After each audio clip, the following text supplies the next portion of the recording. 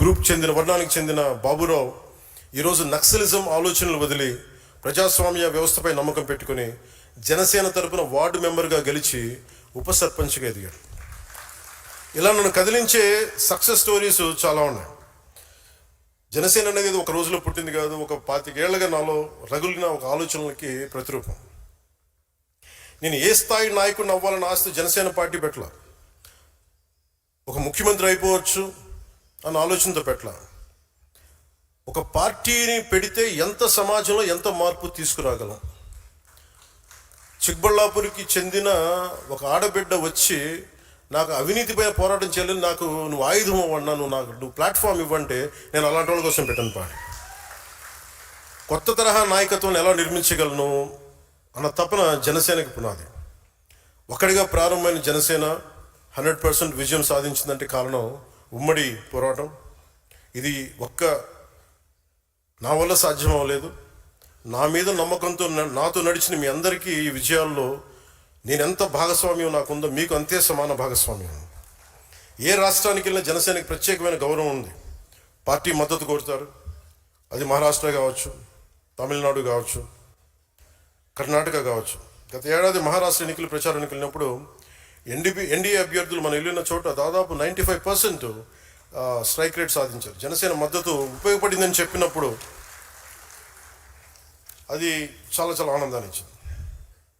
ఈ విజయం ఒక్క రోజులో రాలేదు, దశాబ్దన్నర కాలం పాటు మనం నలిగిపోయాం, వైఫల్యాలు చూసాం,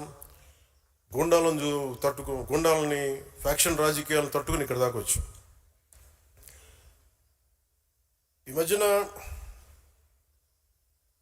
పక్క రాష్ట్రంలో అక్కడ ఒక పార్టీ పెట్టి విజయం సాధించి ముఖ్యమంత్రి అవ్వగానే మన ఆంధ్రప్రదేశ్లో చాలామంది మీరు కూడా అలా చేసి ఉండాల్సిందని చెప్పి నాకు తెగ మెసేజ్లు పంపిస్తూ ఉన్నారు. ఊళ్ళో పెళ్ళికి ఏదో హడావుడి ఉంటారు కదా,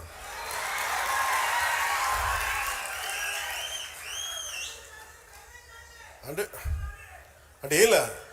ఎలా ఉండదంటే మనకి సందులోనో ఒక పెళ్లి జరుగుతూ ఉంటే మన ఊళ్ళో చిన్నపిల్లలు పరిగెడుతూ ఉంటారు అటు ఇటు, వాళ్ళ ఇంట్లో పెళ్ళి అనుకున్నాడు.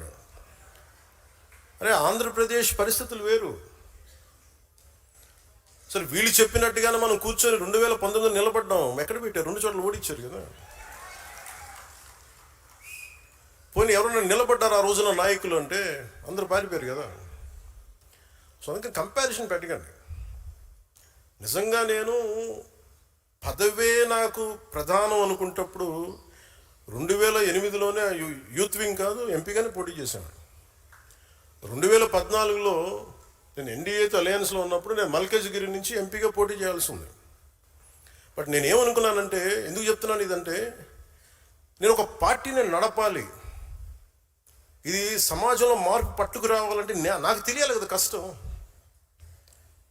ఒక కమ్యూనిస్ట్ నాయకులను చూస్తే కింద క్షేత్రస్థాయిలోకి వెళ్ళారు, నలిగారు, దెబ్బలు తిన్నారు. ఒక కాంశీరామ్ దెబ్బలు తిన్నాడు, నలిగారు. ఒక పార్టీని నడపడం ఏదో కూర్చోబెట్టి ఎదిగేయటం వచ్చేయటం పదవిలో కూర్చోవడం కాదు. ఎలా నడపగలవు? ఒక సమూహాన్ని నీతో పాటు నడిపించాలని నీకు ఎంత సత్తా ఉండాలి, ఎంత అవగాహన ఉండాలి నీకు. నువ్వు ఆ భావజాలను కట్టుబడి ఉంటావా లేదా అనేది మనకి తెలియాలి. అందుకని ఇవన్నీ నిర్ణయించుకొని ఒక దశాబ్దం నేను నలుగుతానని నిర్ణయించుకున్నాను. అది 2007 నుంచి మొదలుపెట్టిన ప్రయాణం 2014-18 దాకా నడుస్తూనే ఉన్నాను. నలిగాను దశాబ్దం. ఆ తర్వాత 2019 చేశాను. ఎంత గెలుస్తానో తెలియదు, ఓడిపోతానో తెలియదు. బట్ అసలు ఐ వాంటెడ్ ఎక్స్పెరిమెంట్. చూద్దాం ఏం జరుగుతుంది. దెబ్బ తినకుండా ఏది రాదు. అదే 2024కి దాని గురించి మళ్ళీ వివరిస్తాను మీకు. అంటే ఇవన్నీ నేను ఒక పార్టీని నడపడానికి ఎంత బలం ఉండాలి, ఎంత భావజాలం ఉండాలి, ఎన్ని కఠినమైన పరిస్థితులను ఎదుర్కొంటే తప్ప నేను నడపలేని పార్టీని. ఈ రోజున అందరూ నన్ను వదిలేసిన నేను పార్టీని చాలా ధైర్యంగా ముందుకు తీసుకెళ్ళగలను. ఆ ధైర్యం నాకు ఈ సుదీర్ఘ పుష్కరకాలం నాకు ప్రయాణం నాకు ఇచ్చింది.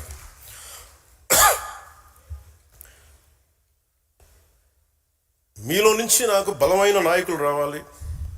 ఈరోజు 100 మందికి సభ్యత్వం నమోదు చేసే స్థాయికి ఎదిగారు. రేపు వారిని ముందుండి నడిపించే నాయకత్వ బాధ్యతలను కూడా మీరే తీసుకునేలా నాయకత్వ లక్షణాలను మీరు అలవర్చుకోవాలి. ట్రెడిషనల్ పాలిటిక్స్ వర్సెస్ జనసేన అనేది ఎలా ఉంటుంది? జనసేన పార్టీని మీరు దేశంలో ఏ ఇతర రాజకీయ పార్టీతో పోల్చలేరు.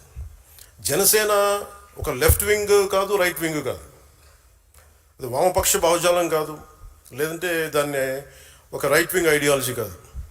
రెండింటిని ఉన్న మంచి ఆలోచనల్ని సమన్వయం చేస్తూ ఒక middle path committed ideology Janasena.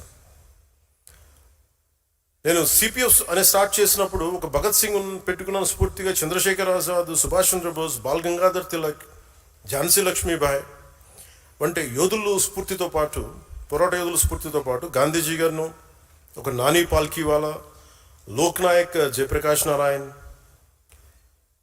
అలాంటి సంఘ సంస్కర్తల ఆలోచనలు, నాయకుల ఆలోచనలు, స్వామి వివేకానంద, నారాయణ గురు లాంటి మహనీయులు వారి ఆలోచనలు, ఇలా అనేక అంశాలని సమన్వయం చేసి నిర్మించబడింది పార్టీ జనసేన. సో జాతి పోరాట స్ఫూర్తి, రాజ్యాంగ నిర్మాతల ఆశయాలు నిజం చేయడంతో పాటు భవిష్యత్ తరాల కోసం ఆలోచించే ఒక బలమైన భారత్ని నిర్మించడంలో మనం ముందు కృషి చేయడం, అది జనసేన లక్ష్యం. ఉదాహరణకి కర్ణాటకలో కాంగ్రెస్ ప్రభుత్వం ఉన్నా, ఇక్కడ ఎన్డీఏ ప్రభుత్వం ఉన్నా, రైతులు, అటవీ ప్రాంత ప్రజలు ఏనుగుల దాడితో ఇబ్బందులు పడుతున్నారని తెలిసి కర్ణాటక ప్రభుత్వంతో చర్చించి కుంకి ఏనుగులు తీసుకురాగలిగామంటే, జనసేన మాట్లాడితే అది మనల్ని విభేదించే కాంగ్రెస్ నాయకులైనా చాలా సెన్సిబుల్గా మాట్లాడితే పంపిస్తానని అనటానికి ఈరోజు మనకి ఆ కుంకి ఏనుగులు ఇక్కడ తీసుకురావడం. వ్యక్తులపై ద్వేషంతో రాజకీయాలు చేయదు జనసేన. ప్రజా సమస్యపై పరిష్కారం మన ప్రథమ లక్ష్యం. జనసేన 7 సిద్ధాంతాలని మదనం చేసి రూపొందించిన కొందరు జనసేన ఎందుకు కులాలు మతాల గురించి మాట్లాడుతుంది, మళ్ళీ కులాలకి అతీతమైన రాజకీయాలు అంటుంది అని అంటూ ఉంటారు. కులాల్లో ఉన్న